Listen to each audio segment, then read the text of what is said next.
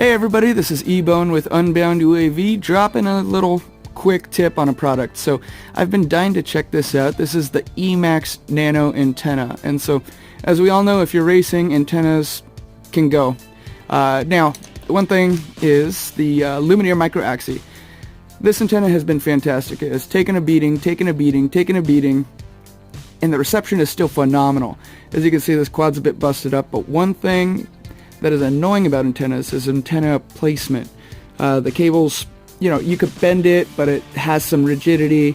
It's a little bit annoying to fit sometimes, especially in a build like this that you can say everything's a bit jammed in there. It's a little disorganized. It makes things kind of tough, but here's a major benefit already to the Emax Nano antenna.